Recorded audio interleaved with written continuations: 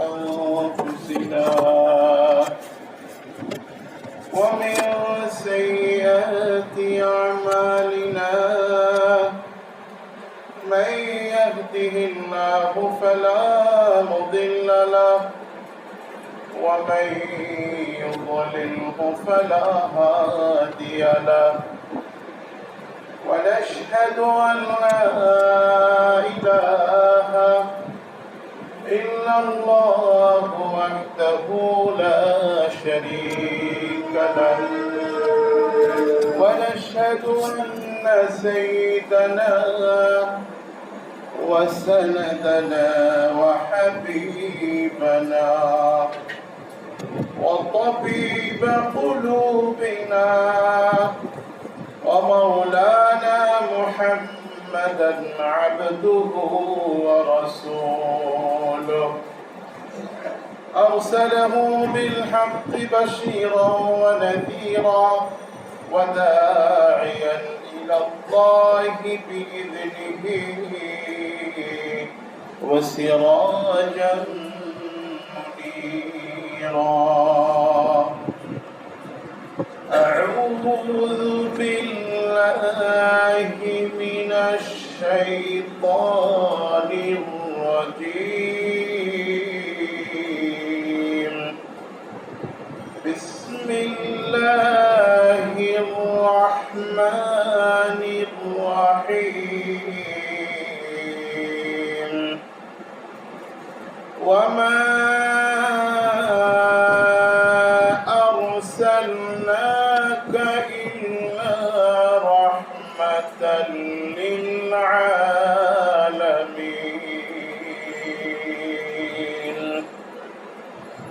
اللهم صل على محمد وعلى آل محمد كما صليت على إبراهيم وعلى آل إبراهيم إنك حميد مجيد اللهم بارك على محمد وعلى آل محمد كما باركت على إبراهيم وعلى آل إبراهيم إنك حميد مجيد الحمد لله যাবতীয় প্রশংসা সকল হামদ ও সানা কৃতজ্ঞতা সেই মহান আল্লাহ তাআলার দরবারে যিনি আমাদেরকে মেহেরবানি করে ভালোবেসে পছন্দ করে বাছাই করে নির্বাচিত করে আজকের এই পবিত্র জুমায় হাজির হয়ে কোরআন ও হাদিসের আলোচনার মজলিসে জান্নাতের বাগানে কিছুক্ষণের জন্য কবুল করেছেন। আমরা সেই মহান মালিকের দরবারে আবেগ ভরা কণ্ঠে একবার বলি আলহামদুলিল্লাহ। সম্মানিত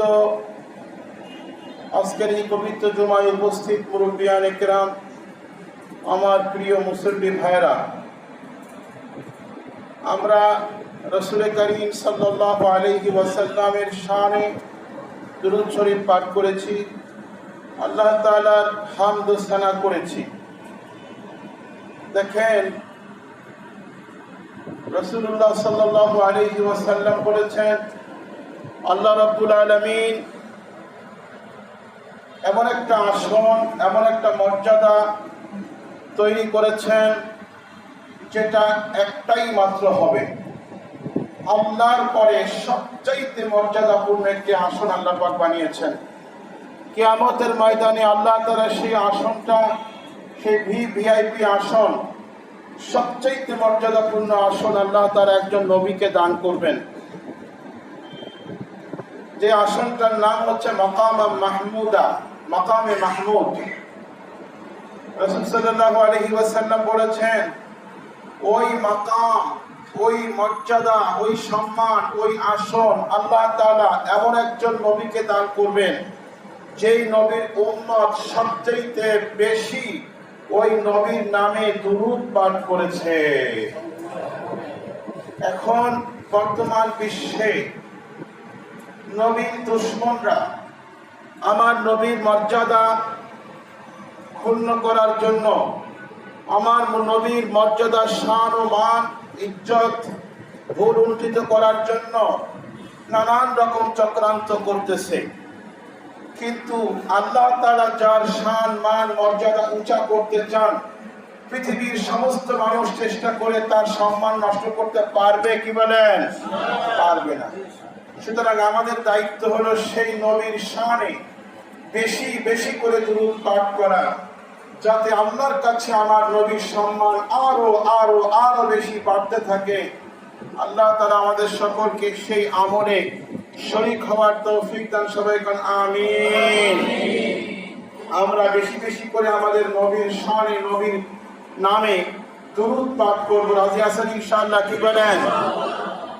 দেখেন, এই বর্তমান যে একটা কঠিন একটা পরিস্থিতি চলছে, নবীর দুশমনরা আমার নবীর শানে যে সকল বেয়াদবি গুস্তাখি করতেছে, আবার কিছু মুসলমান, নামধারী মুসলমান তাদের সঙ্গে সুর মিলাইতেছে। এসব বিষয়ে আমাদের হৃদয়ে অনর্থকরণ হচ্ছে, অত্যন্ত ব্যথিত হচ্ছি, মর্মাহত হচ্ছি। কিন্তু আমাদের হাত পা বাঁধা, আমরা কিছুই করতে পারছি না, মুখ বাঁধা, চিল্লাচিল্লিও বেশি করা যায় না, সমস্যা। সুতরাং এই পরিস্থিতিতে আমাদের কি করণীয় আছে? কিছু তো করণীয় আছে, সে বিষয়ে কিছু আলোচনা করবো ইনশাআল্লাহ। তার মধ্যে দুরূদের আমল, দুনিয়ার যে কোনো প্রান্তে যে কোনো মানুষ যখন নবীর শানে দুরূদ পাঠ করে, হাদিসের মধ্যে আছে সাথে সাথে ওই দুরূদের বাক্যগুলো শেষ হওয়ার সাথে সাথে মুহূর্তের মধ্যে একদল ফেরেশতা নিয়োগ করা আছে। ওই ফেরেশতা ওই ব্যক্তির বাবার নাম সহ, তার নাম সহ নবীজির রওজা পাকে ওই দুরূদ সহ হাজির হন এবং বলেন যে, হে আল্লাহর হাবিব, আপনার উম্মত অমুকের ছেলে অমুক আপনার নামে দুরূদ পাঠ করেছেন। ধরে কন সুবহানাল্লাহ। আল্লাহর নবী অত্যন্ত খুশি হয়ে যান। যত বেশি দুরূদ পাঠ করা হবে আল্লাহর নবী তত বেশি খুশি হবেন। নবীর দুশমনরা নবীর মনে আঘাত দিচ্ছেন, আর আমরা নবীর উম্মত হয়ে নবীকে খুশি করার জন্য বেশি বেশি দুরূদ পাঠ করবো। রাজি আছেন ইনশাআল্লাহ? কি বলেন? ইনশাআল্লাহ। একবার এক হাদিসের মধ্যে আছে, হযরত উবাই ইবনে কাব রাদিয়াল্লাহু তাআলা আনহু থেকে হাদিসটি বর্ণিত। তিনি বলেন, ইন্নী উকসিরুস সালাতা আলাইকা ইয়া রাসূলুল্লাহ। তিনি এসে বললেন যে, ইয়া রাসূলুল্লাহ, আমি বেশি বেশি আপনার নামে দুরূদ পাঠ করি। তাহলে আমি জানতে চাই, আজআলু লাকা, যে আমি জানতে চাই যে আমি আরো কত বেশি দুরূদ পাঠ করলে, কি পরিমাণ দুরূদ পাঠ করলে আমার জন্য যথেষ্ট হবে, আমাকে কিছু দিক নির্দেশনা দেন। রাসূলুল্লাহ সাল্লাল্লাহু আলাইহি ওয়াসাল্লাম উত্তরে বললেন, ক্বালা মা শি'তা, তুমি যত পারো তত দুরূদ পড়ো, তোমার ফায়দা হবে, লাভ হবে, ক্ষতি হবে না, তুমি ঠকবা না। তখন তিনি বললেন, আজআলু লাকা রুবা, আমি কি 4 ভাগের 1 ভাগ সময়, অর্থাৎ ফরজ, ওয়াজিব, সুন্নাতে মুআক্কাদা এইগুলো পালন করার পরে যেই সময়টা আমি পাই জিকির আজকার করার জন্য, তেলাওয়াত করার জন্য, দোয়া খায়ের মোনাজাত করার জন্য যে সময়টা পাই, আমি এই পুরো সময়টাকে ভাগ করে 4 ভাগের 1 ভাগ সময় যদি আমি দুরূদের জন্য ব্যয় করি, তাহলে কি আমার জন্য যথেষ্ট হবে? তখন রাসূলুল্লাহ সাল্লাল্লাহু আলাইহি ওয়াসাল্লাম উত্তর দিলেন, ফাইন জিদতা ফাহুয়া খায়রুল লাক, তুমি যদি এর চেয়ে আরো বাড়িয়ে দাও তাহলে তোমার জন্য কল্যাণকর হবে, ভালো হবে, তোমার জন্য লাভ হবে, তুমি ঠকবা না। তখন সাহাবী বললেন, ফাইন্না নিসফ ইয়া রাসূলুল্লাহ, তাহলে আমি যদি আমার অতিরিক্ত সময়টার অর্ধেক সময় দুরূদের পিছনে ব্যয় করি তাহলে কেমন হবে? রাসূল বললেন, ফাইন জিদতা ফাহুয়া খায়রুল লাক, তুমি তো আরো সময়, বেশি সময় দুরূদের জন্য ব্যয় করো তাহলে তোমার জন্য খায়রুল লাক, তোমার জন্য কল্যাণ হবে, মঙ্গল হবে, লাভই হবে। তখন তিনি বলেন ফাসসুলুসাইন, যে আমি 3 ভাগের 2 ভাগ সময় শুধু দুরূদের পিছনেই ব্যয় করি, দুরূদের জন্য ব্যয় করি। দোয়া করতে হয়, আল্লাহর কাছে চাইতে হয়, দোয়া করতে হয়, মাপ চাইতে হয়, জিকির আজকার করতে হয়, অন্যান্য আমল নফল আমল করতে হয়। আমি যদি একটা অংশ তার জন্য রেখে দেই আর 2 অংশ দুরূদের জন্য রেখে দেই, তাহলে কেমন হবে?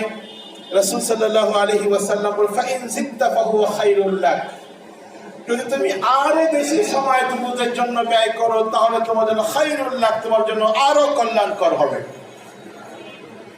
তখন তিনি বললেন আজআলু লাকা সালাতি কুল্লাহা, তাহলে আল্লাহ রাসূল আমি আমার অতিরিক্ত সময়টা ফরজ ওয়াজিব সুন্নতে মুআক্কাদা আদায় করার পরে যতটুকু সময় আমি পাবো, আমি পুরো সময়টা আমি আপনার নামে দুরূদ পড়তে পড়তে কাটিয়ে দিব। সুবহানাল্লাহ। আল্লাহর রাসূল তখন কি বললেন? ইযান ইয়াকফিকা হাম্মাকা ওয়া ইয়াগফিরু লাকা যামবাকা, তুমি যদি তাই করো, তোমার পুরো সময়টা তুমি দুরূদের পিছনে ব্যয় করো, দুরূদের জন্য ব্যয় করো, ইযান ইয়াকফিকা হাম্মাকা, তাহলে তোমার দুনিয়ার সমস্ত জরুরতের জন্য, সমস্ত প্রয়োজনের জন্য, অভাব অনটন, রোগ শোক বালা মুসিবত শত্রু ইত্যাদি সব রকমের বিপদ আপদ থেকে রক্ষার জন্য এই দুরূদ পাঠ তোমার জন্য যথেষ্ট হয়ে যাবে। ওয়াগফিরু লাকা যামবাকা, এবং আল্লাহ তাআলা তোমার সমস্ত গুনাহ খাতা মাফ করে দিবে। অর্থাৎ কোন ব্যক্তি আল্লাহর কাছে রিজিক চাইয়া, বিপদ আপদ থেকে মুক্তি চেয়ে, রোগ শোক থেকে মুক্তি চেয়ে যতটুকু লাভ হবে, তুমি কোনো কিছু না চাইয়া শুধু দুরূদ পড়ার কারণে আল্লাহ পাক তোমাকে তার চাইতে বেশি দান করবে। এবং তুমি ক্ষমা চাইতেছো না, ক্ষমা চাওয়ার সুযোগ পাচ্ছ না, খালি দুরূদই পড়তেছো, তারপরেও দুরূদের কারণে আল্লাহ পাক তোমাকে ক্ষমা করে দিবে। যেন ভাইরা দুরূদ বেশি বেশি করে পড়ার দরকার আছে না নাই, কি বলেন? আমি দেখি অনেক সময় আমরা যে দুরূদ পাঠ করি, অনেকে চুপচাপ করে বসে থাকেন, অনেকে আবার দেখি তাসবিহ পড়তে থাকেন, কিন্তু দুরূদের কত লাভ, কত ফজিলত এই একটা হাদিস থেকে আমরা উপলব্ধি করতে পারলাম। এরকম অসংখ্য হাদিস আছে। আল্লাহ তাআলা আমাদের সকলকে বেশি বেশি নবীজির শানে দুরূদ পাঠ করার তৌফিক দান করেন। সকলে বলি আমিন। মেরে মুহতারাম দোস্ত, আজকে আমি একটা বিষয় নিয়ে, নবীজির জীবনটা হচ্ছে বিশাল মহাসমুদ্র, মহাসাগর। আল্লাহর নবীর জীবনী নিয়ে আলোচনা করতে গেলে মানুষের জিন্দেগি খতম হয়ে যাবে, কিন্তু নবীজির জিন্দেগি আলোচনা করে শেষ করতে পারবে না। কিন্তু আমাদের জানার দরকার, আজকে দেখেন বিশ্বে নবীজির শানে বেয়াদবি গুস্তাখি নবীর দুশমনরা করার হিম্মত পাচ্ছে কেন? এর মূল কারণ হচ্ছে আজকে নবীর উম্মত হয়ে নবীর শান, নবীর জিন্দেগি, নবীর আদর্শ সম্পর্কে আমাদের জানা খুব কম। আমরা নিজেরাই নিজেদের মধ্যেই নবীর উম্মত হয়ে আমাদের মধ্যেই নবীর আদর্শ, নবীর সুন্নাত, নবীর ক্যারিয়ার আমাদের মধ্যে অনেক কম রয়ে গেছে। এই জন্য বিধর্মীরা সাহস পায়, হিম্মত পায়, যেহেতু মুসলমান যারা নবীর উম্মত বলে দাবি করে তাদের মধ্যেই তো নবীর আদর্শ নাই। অতএব আমরা এখন যদি আঘাত করি তাহলে সবাই সংঘবদ্ধ হয়ে আমাদের বিরুদ্ধে আসতে পারবে না। অল্প সংখ্যক মুসলিমেও কিছু মৌলবাদ আছে, এরা একটু মিছিল করবে, এতে কিচ্ছু আমাদের হবে না, এরকম সাহস তারা পেয়ে গেছে। মেরে মোহতারাম দোস্ত বুজুর্গ, এই জন্য আসুন আজ থেকে আমরা আমাদের জিন্দেগির সমস্ত যুবক তার সমস্ত যৌবনকে ব্যয় করে, তার সমস্ত ধনী লোক তার সমস্ত সম্পদ ব্যয় করব। আমরা আমাদের সমস্ত জ্ঞান বুদ্ধি সময়কে ব্যয় করে, আমরা আমাদের নেটকে ব্যবহার করে আমরা আমার নবীর আদর্শ শিখব, নবীর সুন্নাত সম্পর্কে জানার চেষ্টা করব, নবীর শান ও মান সম্পর্কে জানার চেষ্টা করব।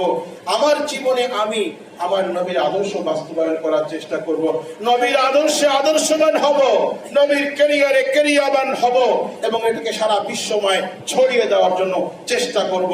রাজি আছেন না ইনশাআল্লাহ? কি বলেন আমার ভাইরা?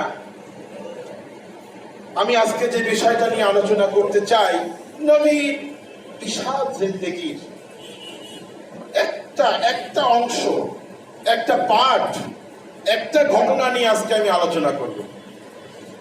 দেখেন, আমরা তো মনে করি নবীজি মনে হয় সবসময় শুধু নামাজই পড়তেন, শুধু জিকির আজকারই করতেন, তা নয়।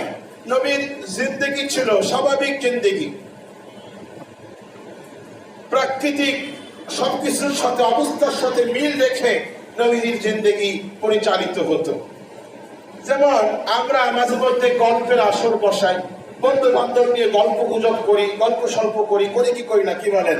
এটা করি, মানুষের প্রাকৃতিক চাহিদা। মাঝে মধ্যে একটু বন্ধু বান্ধবদেরকে নিয়ে গল্প স্বল্প করা, এটাও নবীজির জীবনে ছিল। নবীজি করতেন মাঝে মধ্যে সাহাবীদেরকে নিয়ে মাঝে মধ্যে বসে একটু গল্প স্বল্প করতেন, গল্পের আসর বসাতেন, মাঝে মাঝে একটু আড্ডাও দিতেন, সাহাবীদের সঙ্গে একটু আড্ডা দিতেন। তো আজকে বুখারী শরীফের মধ্যে উল্লেখিত নবীজির একটা আড্ডার ঘটনা।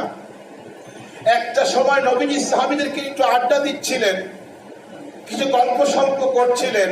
আজকে আমি আপনাদের সঙ্গে সেই নবীজির গল্প স্বল্প সেই ঘটনাটা আমি আপনাদের সামনে একটু গল্পের মতো করতে চাই। একটু মনোযোগ দিয়ে শুনবেন। সময় অল্প, বিস্তারিত বলা যাবে না, খুব সংক্ষেপেই বলবো। নবীজি এরকম একদিন একটা গল্পের আসরে বসেছেন, কয়েকজন সাহাবী সেখানে ছিলেন, বিশিষ্ট কয়েকজন সাহাবী ছিলেন। আল্লাহর নবী সেই আড্ডার মধ্যে যে সকল আলোচনাগুলো করেছিলেন, একটু ভালো করে মনোযোগ দিয়ে শুনবো। নবীজির আড্ডা, নবী সাহাবীদের আড্ডা কেমন ছিল আর আমাদের আড্ডার ধরনটা কেমন, নবীজির গল্প স্বল্প কেমন ছিল আর আমাদের গল্প স্বল্পের মজলিসটা কেমন, একটু মিলানোর চেষ্টা করবেন। আল্লাহর নবী বললেন, ও সাহাবীরা, বলো তো তোমাদের কার কি পছন্দ, তোমরা কে কি পছন্দ করো, একটু বলো দেখি। আমার কিন্তু জীবনের, এই দুনিয়ার পার্থিব জীবনের সবচেয়ে পছন্দের কাজ তিনটা। তো সাহাবীরা সবাই কান খাড়া করে নবীজির পছন্দের তিনটা জিনিস শোনার জন্য খুব অধীর আগ্রহে নবীর মুখের দিকে তাকিয়ে আছেন।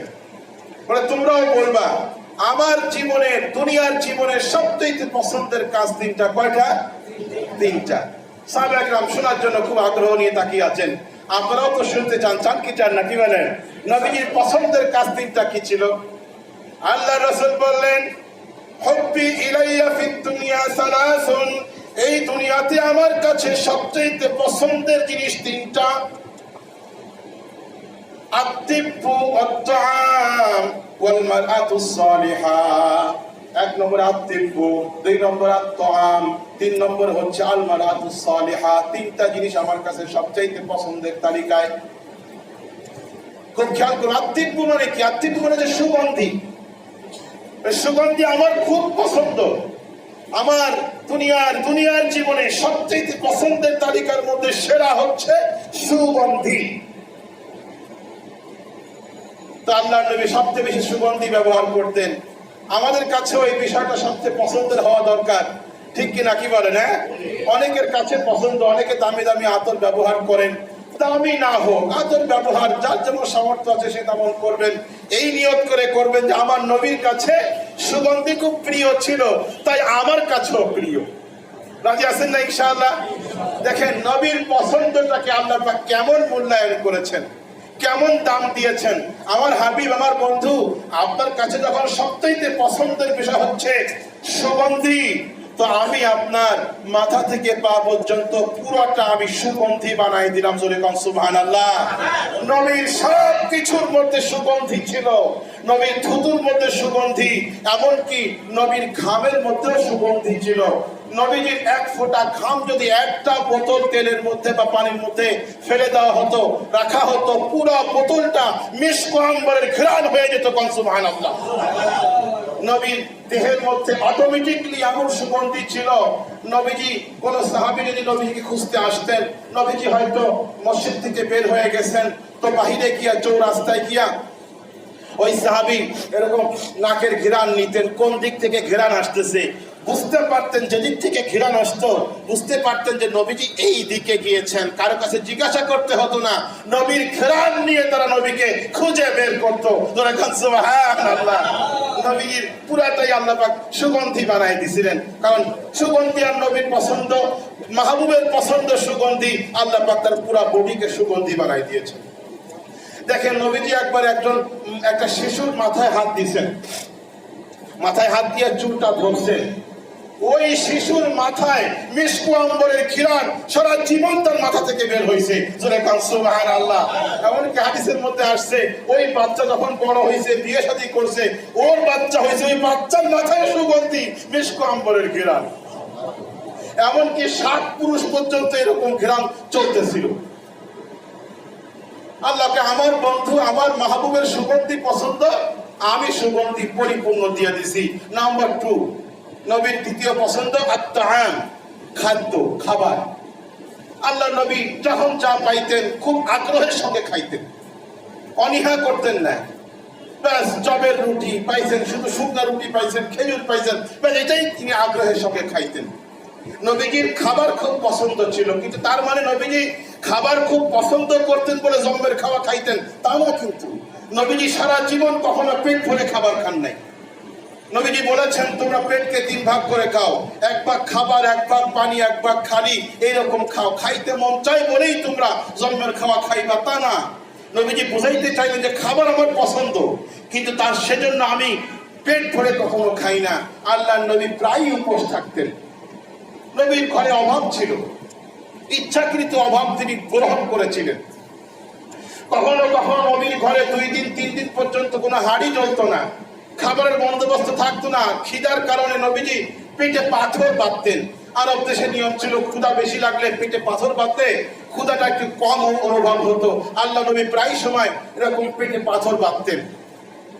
নবীজি বুঝাইতে চাইলেন, কেউ যেন বলতে না পারে নবীর তো রুচি ছিল না, নবী খাবেন কিভাবে, আমার তো রুচি আছে, আমি জন্মের খাওয়া খাবো, এরকম যেন কেউ বলতে না পারে। তাই নবী বলছেন যে আমার তো খাবার খুব পছন্দ, রুচি আছে, কিন্তু তারপর আমি খাই না, কম কম খাই।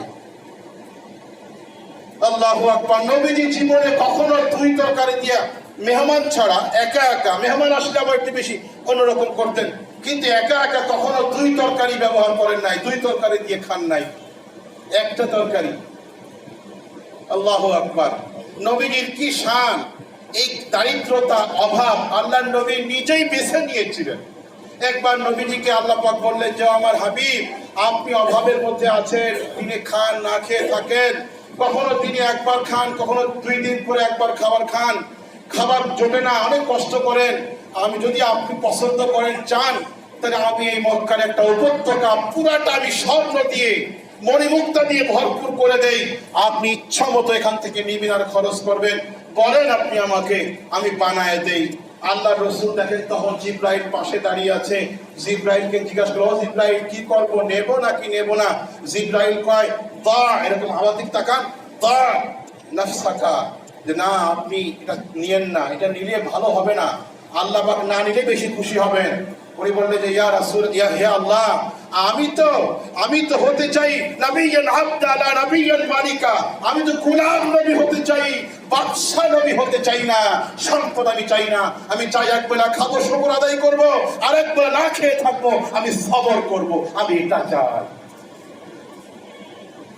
তা আল্লাহ নবী ইচ্ছাকৃত। দেখেন একদিন কয়েকজন সাহাবী মসজিদের পাশে বসে বসে দাঁড়িয়ে দাঁড়িয়ে গল্প করতেছে বা কথা বলতেছে।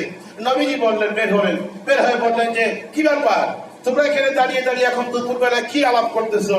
বললেন ইয়া রাসূলুল্লাহ, ইয়া হাবিবাল্লাহ। সেখানে আলীও ছিলেন। ইয়া রাসূলুল্লাহ, ইয়া হাবিবাল্লাহ, আমাদের পেটে খিদার যন্ত্রণায় অস্থির হয়ে ঘর থেকে বের হয়ে আমরা এখানে একটু কথাবার্তা বলতেছি, দেখি খাবার কোনো ব্যবস্থা হয় নাকি।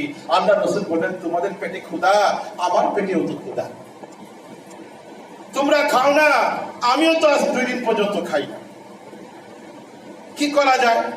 নবীজি বললেন, যাও ওই খেজুর গাছকে গিয়ে বলো যে রাহমাতুল লিল আলামিন বলেছেন তোমাকে খেজুর দিতে।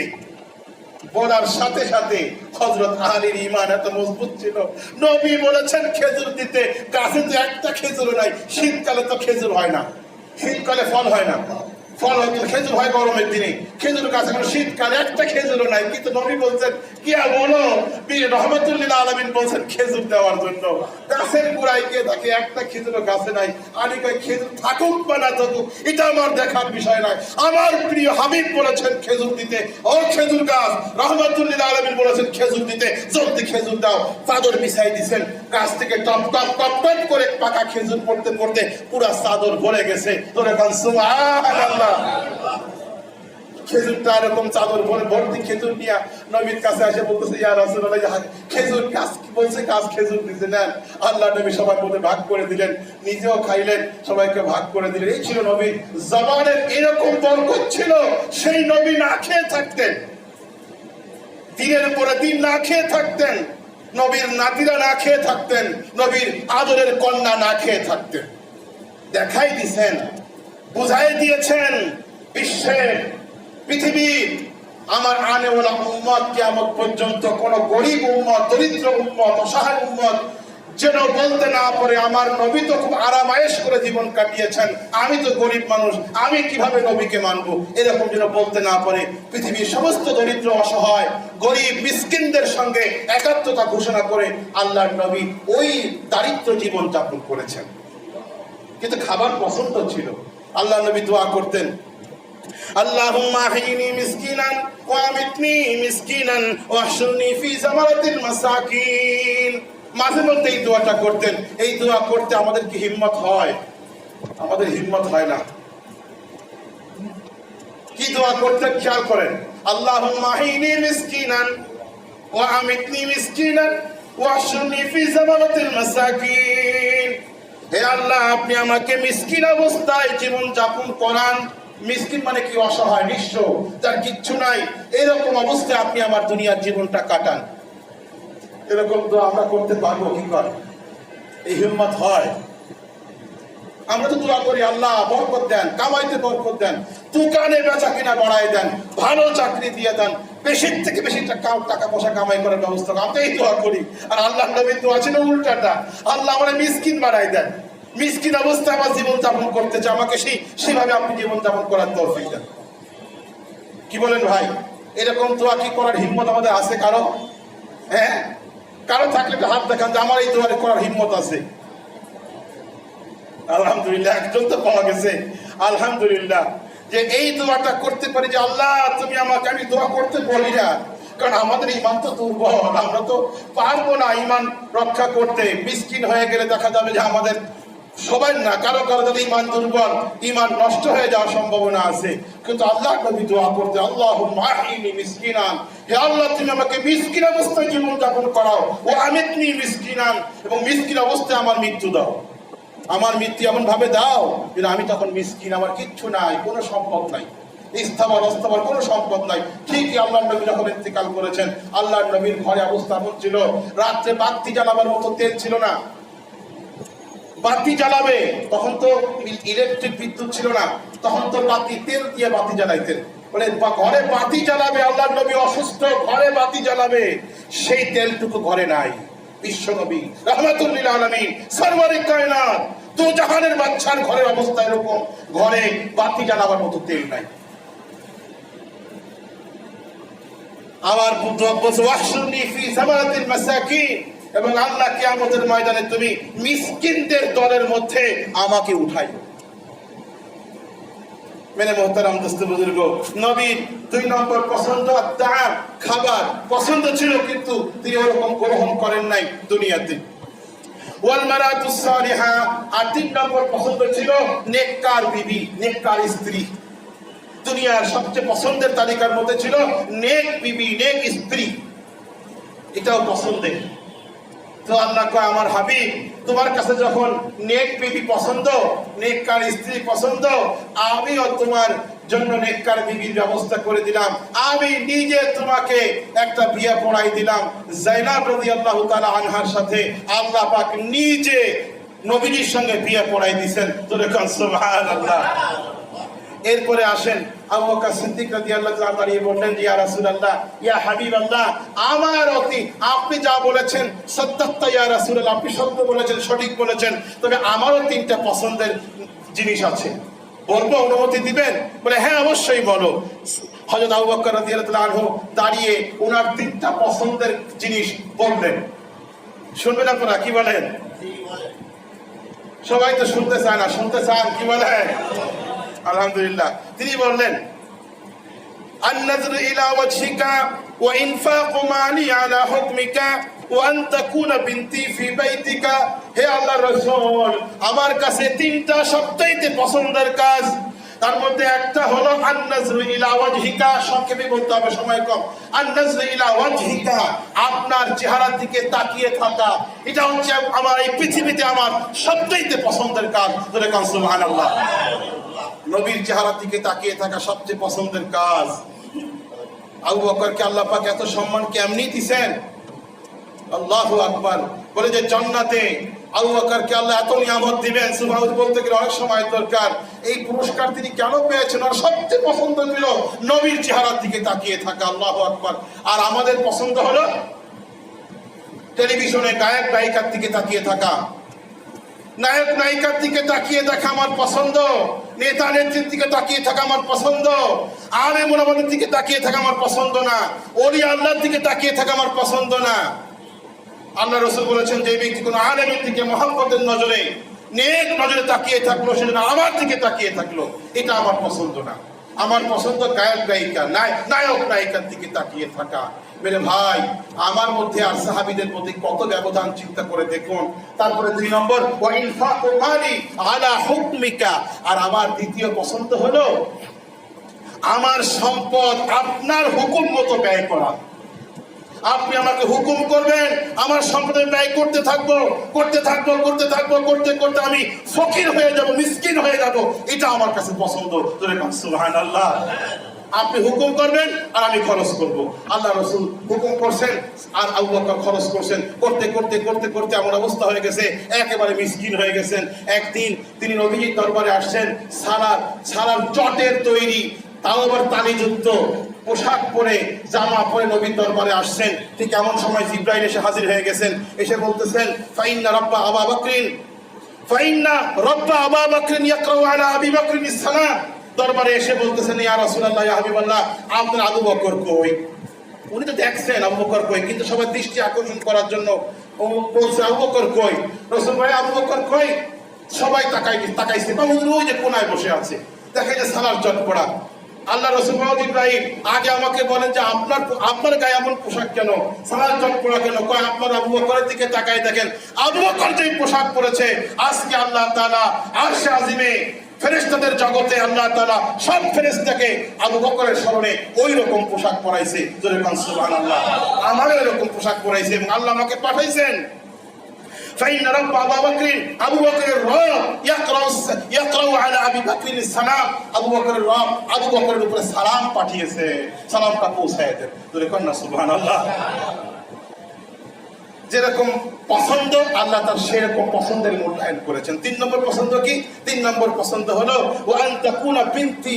বিস্তারিত আরেকদিন বলবো ইনশাআল্লাহ, আজকে তো শুধু শিরোনামটা শুনেন। ওয়া আন তাকুনা বিনতি ফি বাইতিকা। আমার 3 নম্বর পছন্দ হলো আমার কন্যা আপনার ঘরে থাকবে আপনার স্ত্রী হিসেবে। এটা আমার 3য় পছন্দ।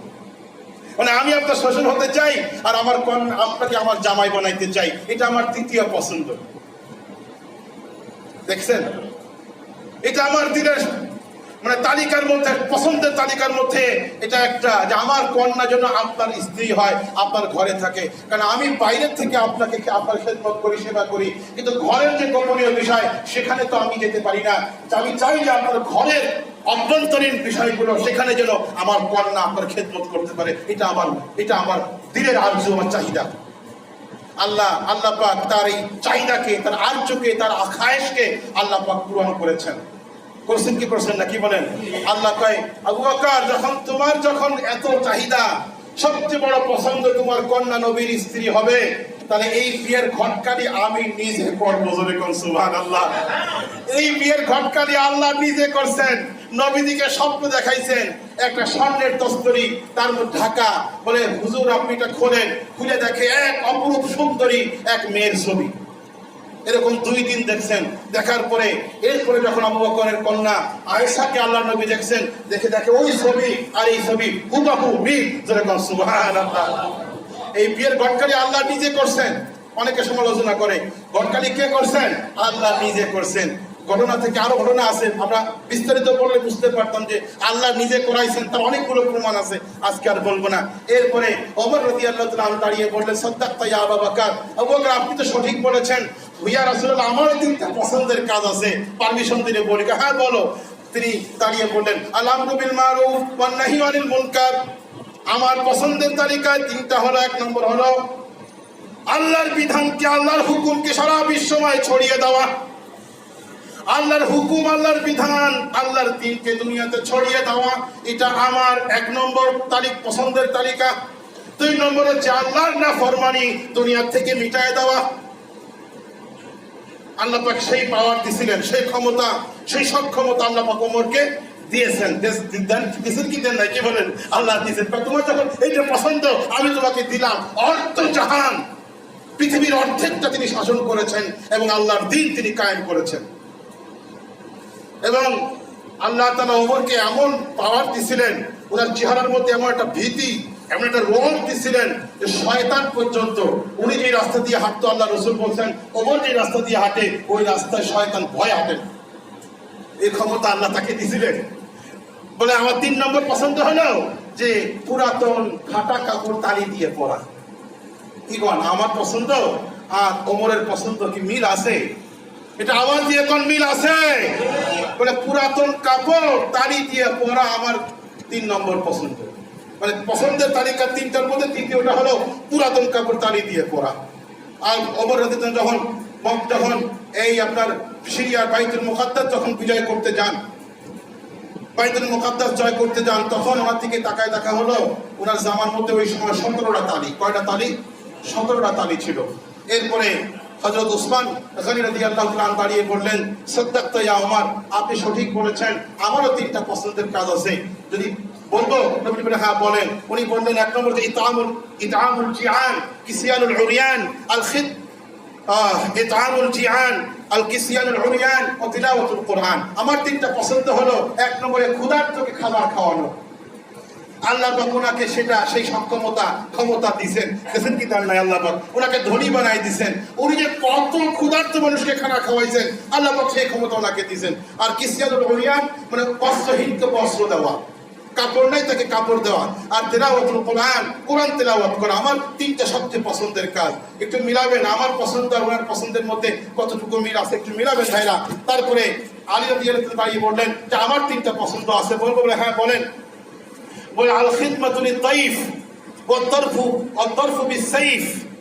ফাদিয়া শুধু আল খিদমাতু লিত-তাইফ ওয়াত-তারফু বিস-সাইফ ওয়াস-সাওমু ফিস-সাইফ। 3টা কাজ আমার পছন্দ। ফাদিয়া 3টা। 1 নম্বর হচ্ছে মেহমানের খেদমত করা। 1 নম্বর কি? মেহমানের খেদমত করা। 2 নম্বর হচ্ছে তলোয়ার দিয়ে আল্লাহর দ্বীন দুনিয়া প্রতিষ্ঠা করার জন্য তলোয়ার ব্যবহার করা, মানে আল্লাহর পথে জিহাদ করা। এটা আমার 2 নম্বর। আর 3 নম্বর হচ্ছে প্রচন্ড গরমের মধ্যে রোজা রাখা। বিস্তারিত ব্যাখ্যা করার সময় নাই। এই আলাপচারিতার মধ্যে জিবরাইল এসে হাজির, এসে বলতেছে, ইয়া রাসূলুল্লাহ, হাবিবাল্লাহ, আপনাদের এই গল্প, এই আড্ডা আল্লাহ আরশে আজিমে বৈশা খুব মজা নিয়ে শুনতেছে। আল্লাহ আমারে পাঠাইছেন আমার পছন্দের কথা বলার জন্য। বলো আমার পছন্দ 3টা কি? 1 নম্বর ইরশাদুত তাওয়াল্লিন। 1 নম্বর হচ্ছে পথভ্রষ্ট ব্যক্তিকে, গোমরা ব্যক্তিকে, যে পথ হারা হয়ে গেছে, জাহান্নামের পথে চলে গেছে, তাকে সেখান থেকে ধরে এনে বুঝায় সুজায়া হেদায়েতের পথে চালায় দেওয়া, সঠিক পথ দেখায় দেওয়া। এটা আমার কাছে সবচেয়ে পছন্দের তালিকার মধ্যে নম্বর 1। আর 2 নম্বর হচ্ছে ওয়াল ইয়ানাতু আলা আহলি ইয়ালিল মুসলিমিন। কোন দরিদ্র অসহায় যার অনেকগুলো বাচ্চা কাচ্চা আছে, পরিবার পরিজন আছে, কিন্তু খুব গরিব, তাকে সাহায্য করা যে করে, এটা আমার কাছে খুবই পছন্দের কাজ। আর 3 নম্বর হচ্ছে হুব্বুল মাসাকিন, মিসকিনদেরকে ভালোবাসা, গরিবদেরকে ভালোবাসা, গরিব মানুষদেরকে ভালোবাসা। আমরা তো গরিবদেরকে ভালোবাসি না, আমরা বাসি পয়সাওয়ালা লোকদেরকে ভালোবাসি। ঠিক না? ঠিক কি? মানে গরিবদের ভালোবাসা। জিব্রাইল বলতেছে আমার সবচেয়ে পছন্দের তালিকার মধ্যে হচ্ছে গরিবদের ভালোবাসা। আর আল্লাহ বলছে আল্লাহরও 3টা কাজ খুব পছন্দ। এটা আমারে বলতে বলছে। শুনবেন? কি বলেন? একটু সময় তো বেশি হয়ে গেল, রাগ করবেন নাকি কেউ? না সবাই অনুমতি দিলে বলবো না, হয় টাইম হয়ে গেছে কিন্তু। আচ্ছা, রাগ করেন না, পরে আবার বলেন না যে হুজুরের সময়ের কোনো ঠিক নাই। আল্লাহ আমাকে বলছেন তিনটা, আল্লাহর পছন্দ তিনটা, এই তিনটা বলার জন্য আল্লাহ আমাকে বলছেন। বলে হ্যাঁ বলেন। এক নম্বর হচ্ছে বাদলুল ইস্তিতাআত। আল্লাহ পাকের তিনটা পছন্দের মধ্যে এক নম্বর হচ্ছে মানুষের শক্তি সামর্থ্য, যার যে শক্তি সামর্থ্য আছে সেই শক্তি সামর্থ্য ব্যয় করা আল্লাহর দ্বীন প্রতিষ্ঠা করার জন্য। শক্তি সামর্থ্য বলতে যুবক তার যৌবনের শক্তি আছে, বিত্তশালী অর্থশালী তার অর্থ আছে, সে অর্থ দিয়ে সাহায্য করবে, শক্তিমান তার শক্তি দিয়ে সাহায্য করবে, আলেম তার ইলম দিয়ে সাহায্য করবে, আর বয়স্ক তার বুদ্ধির যেই জ্ঞান আছে এটা দিয়ে সে সাহায্য করবে। যার যেমন সামর্থ্য আছে সে তার সামর্থ্য ব্যয় করে আল্লাহর দ্বীনের জন্য সাহায্য করবে। এটা আল্লাহ বলতেছে এটা আমার পছন্দ। তা কার পছন্দ ভাই? দেখুন কার পছন্দ? আল্লাহ। তো আমার শক্তি যা আছে, আমার অর্থ আছে, অর্থ দিয়ে আল্লাহর দ্বীন দুনিয়ায় প্রতিষ্ঠা করব। আমার যুবক অর্থ নাই, আমার গায়ের শক্তি দিয়ে আমি সাহায্য করব। আমার এলেম আছে, এলেম দিয়ে সাহায্য করব। জ্ঞান আছে, জ্ঞান দিয়ে সাহায্য। নম্বর 2 ওয়াসসাবরু ইনদাল ফাকা। 2 নম্বর কি? সাবরু ইনদাল